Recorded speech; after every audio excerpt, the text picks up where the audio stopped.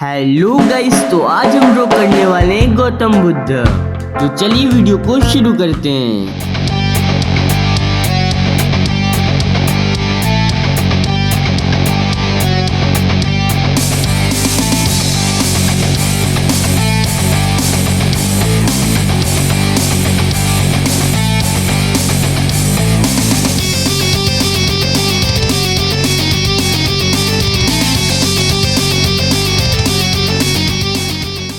तो ग्रिड बनाने के लिए टॉप में 20 सेंटीमीटर की लाइन खींचेंगे और 2 सेंटीमीटर के गैप छोड़कर मार्क कर लेंगे। राइट साइड में हम 28 सेंटीमीटर की लाइन खींचेंगे और यहाँ भी 2 सेंटीमीटर के गैप छोड़कर मार्क कर लेंगे। जिस तरह आपने लाइन खींचकर मार्क टॉप में किया उसी तरह बॉटम में कर लेना है और जिस तरह राइट साइड में किया उसी तरह लेफ्ट साइड में भी कर लेना है। इसके बाद दोनों साइड के मार्किंग पॉइंट को मिला देंगे स्केल की मदद से, वर्टिकल में भी और हॉरिजॉन्टल में भी।